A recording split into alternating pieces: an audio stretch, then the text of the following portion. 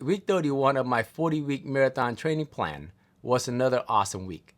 With 9 weeks ago, I thought this would be a great opportunity to check up on my progress, my running economy, how my pace is coming along compared to the effort that I have to put in to attain that pace. Today, I'm going to compare my last week 31 performance against my half marathon on September of 2025 and my full marathon on August of 2025. I'm excited to share the progress so far. Before we get to the comparison, let's take a look at my stat for May. I ran 434 miles, just over 25 hours total for the month of May. Compared to April, I ran 84 miles, just a little bit over 17 hours. Last week, week 31, almost 30 miles total, just under 5 hours. Compared to week 30, a little bit over 32 miles and a little bit over 5 hours and a half. I had 4 runs last week: long run, tempo run, easy run, and 12 by 400 meter repeat. One thing to note, even though this doesn't show us run, I actually had a recovery walk in between my heart session. I started to sprinkle in recovery walk instead of recovery run, because even with recovery run at low heart rate, it still put a load on the right knee and the left heel. And by doing the recovery walk, I'm putting less pressure on it, but still introduce blood flow for the recovery. And the reason I feel recovery walk may help with my rehab with my right knee and my left heel, because I recall back about 2 years ago when I did the 10,000 step where all I did was walk, it pretty much eliminated my torn meniscus right knee and my left heel pain. So I want to introduce that blood flow again without extra load on those joints. Hopefully this will help reduce the amount of pain, discomfort after those long run or a very high intensity workout. My resting heart rate seemed to improve. Instead of staying up above that 53 beat per minute, it went down back to as low as 51 beat per minute. I continue to prioritize sleep, make sure my sleep score is pretty good, and also have over 7 hours of sleep. My weights tend to fluctuate throughout the week, average about 156, and it's going to be plus or minus 1.5 pound in either direction. Here's the comparison of week 31 of week 40 training plan compared to my past 2 races. Pace, average heart rate, as well as max heart rate. This is a pretty good comparison to see how my running economy has been coming along with all the training that I have been doing over the last 31 weeks. Last week, 12 by 400 wasn't my best performance, but overall the average was still under 7 minutes. And my easy run was fantastic, average of 950 pace. That is great for zone 2 easy pace. My long run average was 10:22 minute mile. My tempo run, I averaged 8:54 minute mile. That was awesome. And if you notice here, I put different color coding. What I did here was I compared each of these laps against my average for my tempo run. If any of these laps is faster than my average tempo run, I give it a green highlight. If it's slower than my average tempo run, I give it a red highlight. And if you notice, for my August 2025 marathon, that was my pace. None of the lap was faster than my tempo run on week 31. And you notice here, for over half of my marathon, I pretty much walked because of my right knee pain and my left heel. Pretty much all my lower body part were in big pain, reduced down to a walk and a crawl at some point.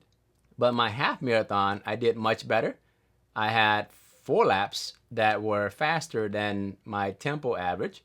But if you look at the cost of that pace, they were significantly high.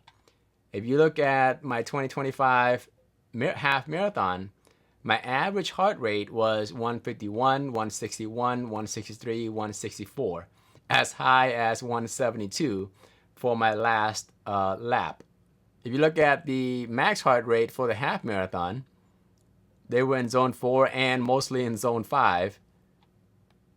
So I was really pushing it and roughing my engine up to the boiling point For the full marathon, my average heart rate was in zone 3 and in zone 2, but that's only because I was reduced to a walking pace.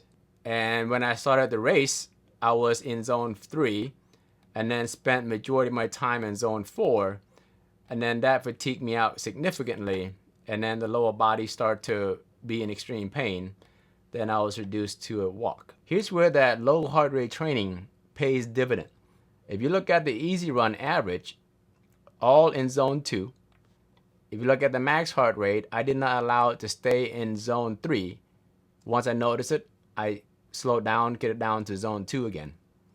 Even with that zone 2 low heart rate training, my average pace was still very respectable, under 10-minute pace. If you look at my marathon race, all those laps were significantly better than my marathon pace.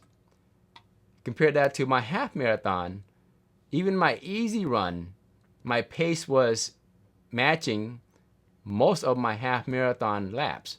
That was awesome. Long run, the same story. I spent most of the time in zone 3, some in zone 2, and I did not allow to have the heart rate to creep above zone 3. If it does, I drop it back down. If you look at the average pace for the first 8 laps, average 9:27 minute mile. That is better than any of these marathon lap, and is better than most of the half marathon lap. My tempo run, the average heart rate was in zone 3, and my max heart rate, sometimes I do push it just in the low heart rate zone 4, but it's comfortably hard. I still have more work to do yet to massage Garmin data to show me a comparison week by week of all my training weeks for the tempo run, easy run, long run, and 12 by 400 meter to see how I progress or digress week by week. But so far, I feel even the data shows that I have been progressing as each week gone by. Even with what I have so far, comparing week 31 training to my half marathon race and a full marathon race, it is encouraging to see that my running economy has improved drastically. With low heart rate, with the same heart rate or just slightly higher, my pace was significantly better than my half marathon and full marathon.